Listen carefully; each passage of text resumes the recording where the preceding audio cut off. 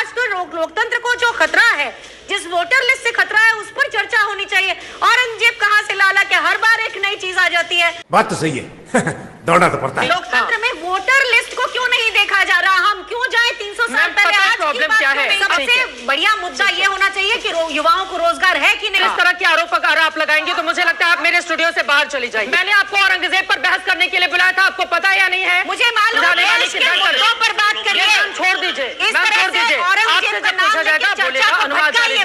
देश में कानून का राज है, वो अपनी अभिव्यक्ति की आजादी को आगे लेके ले जा रहे हैं। मैंने आपको कहा कि कानूनी रूप से हम इसको एएसआई प्रोटेक्टेड मॉन्यूमेंट की लिस्ट से हटाएंगे, ये तय है, और कानूनी रूप से मजार जाएगी, क्योंकि औरंगजेब की मजार को वहां रखना किसी ने कहा ही नहीं है, आप ही बोल रहे हैं। मैं पहली बार सुन रही हूँ। मैं आपको कह रहा हूँ, आप देवेंद्र फडणवीस जी का स्टेटमेंट देखिए कि उन्होंने आज ही कहा है कि भाई कोई भी महिमा मंडन नहीं करने देंगे। उसके बाद मैं आपको कह रहा हूँ, जो और मैं ये बहुत रिस्पॉन्सिबिलिटी के साथ में कह रहा हूँ कि आने वाले समय के अंदर आप देखेंगे कि जो भी कानूनी प्रक्रिया को फॉलो करना है वो प्रक्रिया को फॉलो करी जाए, क्योंकि औरंगजेब ने हिंदुओं की हत्या करी, औरंगजेब ने हिंदू मंदिरों को तोड़ा, औरंगजेब ने हमारे सिख गुरुओं की हत्या करी। औरंगजेब हमारी संस्कृति का प्रतीक नहीं है। कल को कोई तुष्टीकरण करने वाले की सरकार आ जाएगी, वो तो इसमें आप बड़ा सा मजार को और बड़ा बना देगा। हम होने नहीं देंगे। लेती हूँ, ठीक है। अनुमा आचार्य जी, आपने इतनी लंबी प्रक्रिया कर दी कि देखिए अब उससे गुजरते हुए इनको औरंगजेब की कब्र को हटाना पड़ेगा, और क्रूर शासक का निशान क्यों रहना चाहिए?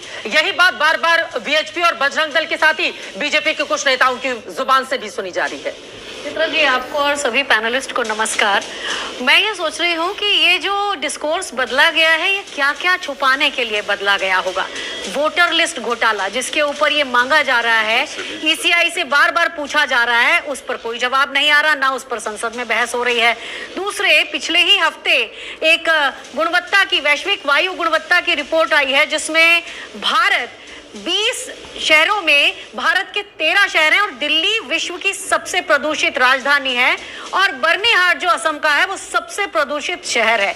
अभी अभी भारतीय कुश्ती महासंघ, जिसका संजय सिंह थे, आपको याद तो होगा ब्रजभूषण शरण सिंह के बारे में, जिसने महिला पहलवानों का यौन उत्पीड़न का उनके ऊपर आरोप लगे थे, तो उसको फिर से बहाल कर दिया गया है। ये भी है।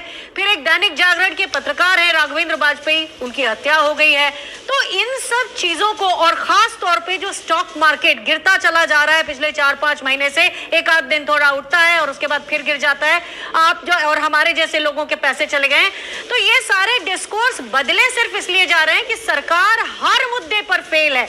आज चाइना हमारे सिर पे चढ़ा बैठा है। अक्टूबर में एक पूरा ये प्रपंच रचाया गया, ये कहा गया कि हम चाइना से पूरा समझौता कर चुके हैं, लेकिन आज भी कुछ नहीं हुआ है। तो सारी कहानी जो है, ये पॉलिटिकल डिबेट, आज इसका डिस्कोर्स जो है, उनको बोलने सारी बड़ी चीजों को छोड़कर 300 साल पहले 300 साल पहले एक शासक जो था वो रहा, आज वो हमारी ना तो लोकतंत्र को बदल सकता है। आप कह रही हैं उसकी चर्चा क्यों? मैं भी यही पूछ रही हूँ कि भाई आज तो लोकतंत्र को जो खतरा है, जिस वोटर लिस्ट से खतरा है, उस पर चर्चा होनी चाहिए। औरंगजेब कहाँ से लाला के हर बार एक नई चीज आ जाती है, और उसके बाद बीजेपी ने एक कब्र पर हम जैसे लोगों के, करदाताओं के पैसे खर्च करके उसको प्रोटेक्ट और संरक्षित किया जा रहा है। मैं समझती वो हमारे 11 साल नायक का प्रतीक तो नहीं हो सकता ना, इसी वजह से ये सवाल लेकर पूछा जा रहा है। और राष्ट्रीय महत्व का स्मारक जब उसको बनाया गया था, मेरा ये सवाल है, क्या देखा गया था औरंगजेब के भीतर?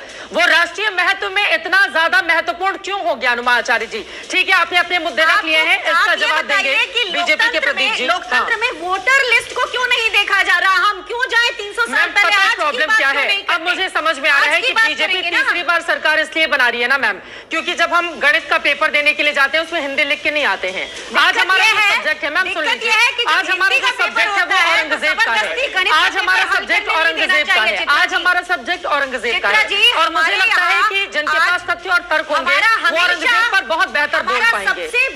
सबसे बढ़िया मुद्दा ये होना चाहिए कि युवाओं को रोजगार है कि नहीं।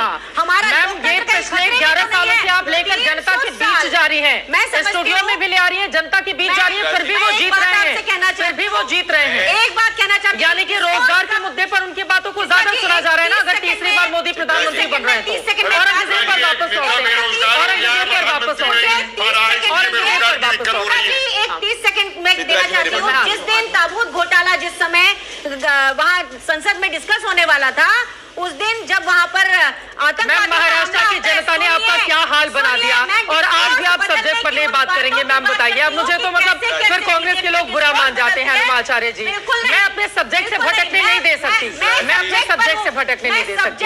ठीक है प्रदीप जी, आप जवाब दे दीजिए, उसके बाद में आ जाऊंगा। सामने लाने के बजाय इतिहास को पढ़ना जरूरी है, और इतिहास को क्या तोड़ मरोड़ कर पेश किया गया वो जानना भी जरूरी है। लेकिन मुझे लगता है इस सब्जेक्ट को लेकर पक्ष और विपक्ष की बातें आनी चाहिए। गणित की परीक्षा में हम हिंदी का नहीं लिखने के लिए आए। मैम अभी तो हमारे डिबेट का वो टॉपिक भी नहीं है ना। मैम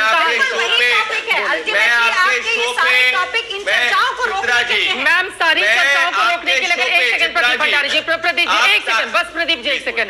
मैम अभी महाराष्ट्र के रिजल्ट आए हैं, वहां पर कांग्रेस पार्टी अब तक के अपने जीवन का, जब से वो पैदा हुई महाराष्ट्र में चुनाव लड़ी है, सबसे बुरा प्रदर्शन तब उसने किया जब एनसीपी और उद्धव ठाकरे आपके साथ थे। चित्रा जी, यानी कि आपकी बातें महाराष्ट्र की जनता नकार रही है। आप मीडिया को नहीं कोस सकते, आप पब्लिक के बीच जाइए और उसके बारे में डिस्कोर्स को इलेक्शन कमीशन से जवाब मांगा जाता है तो जवाब नहीं आते। इन सारे डिस्कोर्स को बदलने के लिए औरंगजेब पर कहते हैं कि सरकारी कर्मचारियों को पैसे देने के बाद उनके पैसे नहीं है। इकोनॉमी की बात ना करें अंजुम आचार्य जी, इनका चिड़ इसी बात की है।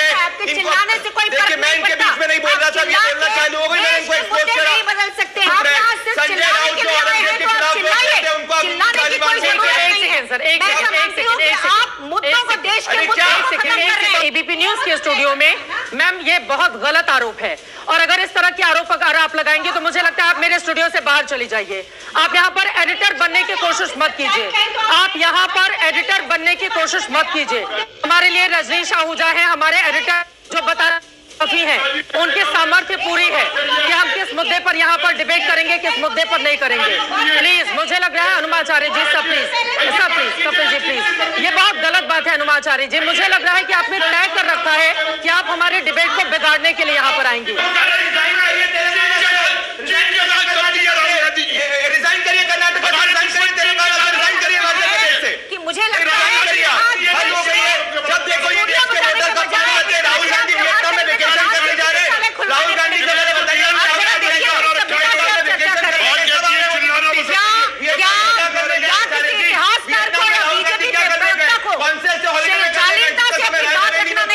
वियतनाम में हॉलिडे मना रहे हैं।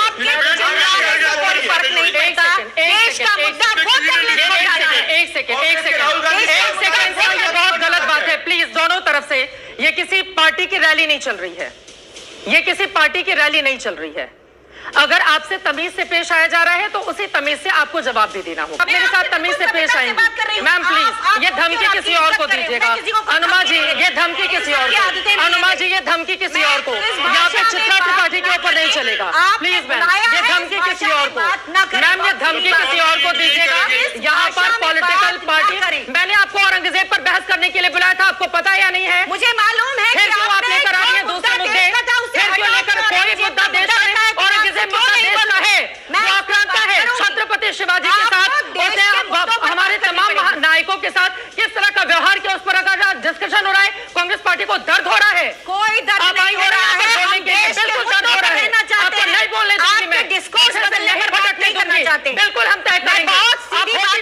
समझाने वाले की पर बात करिए, छोड़ दीजिए, छोड़ दीजिए। आपसे जब पूछा जाएगा बोलेगा अनुमाचार्य जी, आप मेरी मेहमान हैं, आप मेरी मेहमान।